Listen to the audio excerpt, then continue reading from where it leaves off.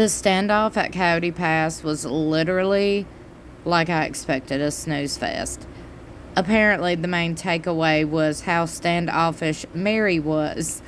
Now, apparently, it was pointed out in the episode that Meri didn't make eye contact with anybody. Robin said that, she was sitting there waiting on Meri to make eye contact, and Meri wouldn't even look over there.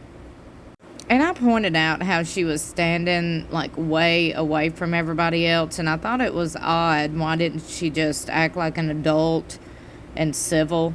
I'm not standing up for Robin. I'm not standing up for anybody here. I'm just, in my situation, if this was me, in my personal opinion, I wouldn't just stand there with my arms crossed, Cody was like, well, Meri didn't look over my way, but I'm pretty sure Meri's come out, well, he didn't look over here because he knows Meri, he said.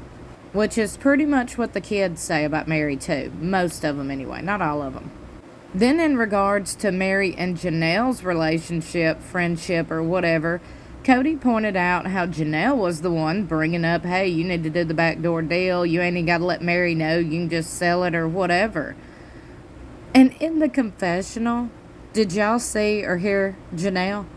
Janelle said, well, look, Meri was taking her time. I told her she needed to hurry up. Meri was taking her time, so I did tell Cody, you go ahead and sell it. You ain't got to let her know, because she was dragging her feet. And then she kept saying, well, look, he could sell. He could. Janelle does not care, in my opinion, about Meri, Cody, none of these people. Janelle cares about Janelle, and that's fine. That's pretty much how I would go into this situation. Ain't nobody had these people's best interests at heart. It dang sure wasn't Cody, for all these years, so they might as well start putting their own wants and needs first for once. Then Janelle heads off to New Orleans, where she is hanging out with these new friends that we only see on the show, and we only seen them this season. I don't know. I'm just saying, they just seem to be scripted in Friends. This is, in my opinion, why I'm out of this show. I can't even get into it no more. Not like I used to. It's just everything seems so fake. I don't know. You know what I'm saying, though, because I know a lot of you have said the same thing. That's why you said you don't even watch no more, because it's just, the ship has sailed. It's too scripted. But anyway, Janelle, in this conversation with these new friends, Janelle is talking about this spiritual divorce she has to have. And the ladies are like, well, does the man ever have to? And she's like, yeah, he could have seeked it out. He could have initiated it, but I'm over here like, dude, why? In my opinion, this is for another storyline. This is the stuff I'm talking about. Coyote Pass dragging out.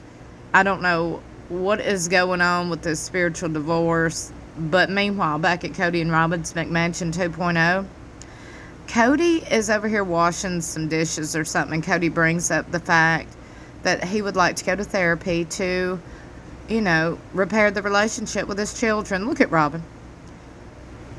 This is her face. She goes, yeah, that would be good. Why does she have such a...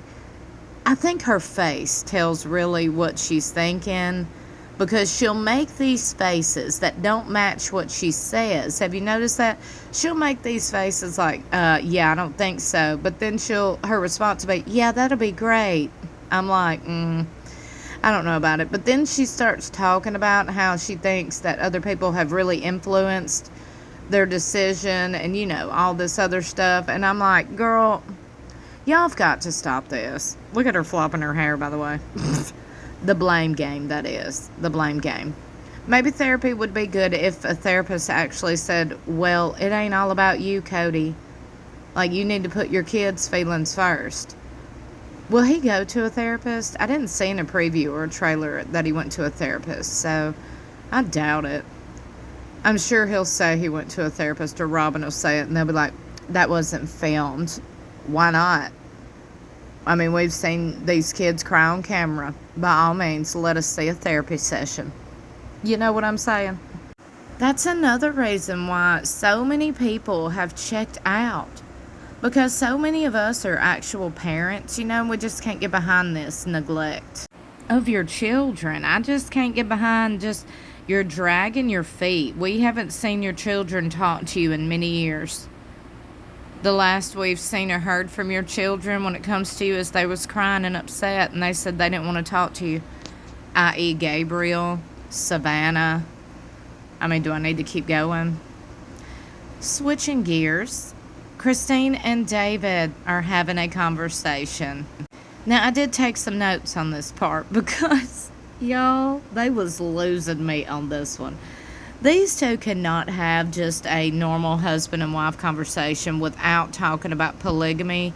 I'm over here like, can we move on? If the show has got to be cut and canceled for y'all to live your best lives, please do that, because David looks so exhausted at this point. During a conversation with David, Christine explained that her sister Danielle had told her she was a terrible monogamist. She asked how independent she had been before, to which Christine responded that she had been very independent. She described the need for communication in her current relationship, noting, "There is stuff that is like, hello, I need to communicate. There's a lot of things we've got to communicate. It's a whole new world." Then, in her confessional, Christine explained the differences between polygamy and monogamy, stating that marriage requires ongoing effort and that she is new to the concept of monogamy. She also noted that in polygamy she managed household and personal matters independently, but in a monogamous relationship she has to communicate more consistently with her partner.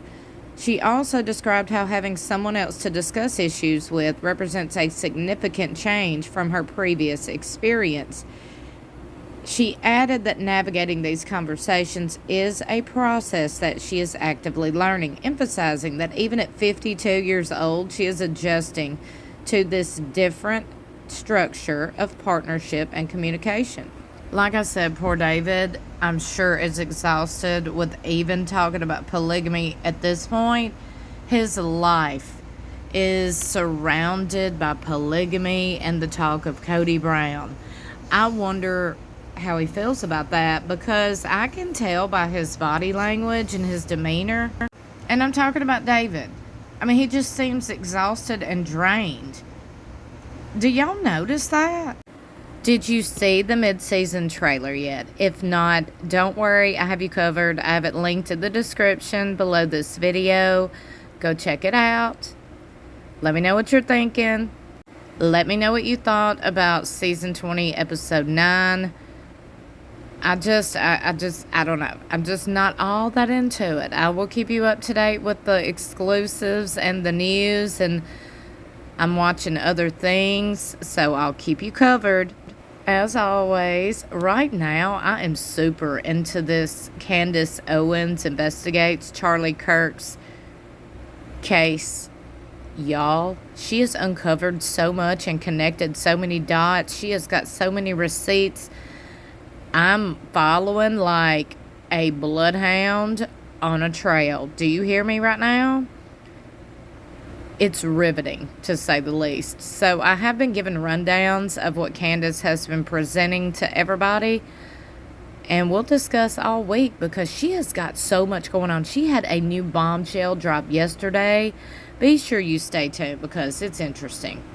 Like and share this video. Subscribe to my channel. I got you covered with the latest and greatest trending news and topics, all the things. And I got some more Sister Wives news and gossip coming up later this week, so stay tuned. I love you for watching.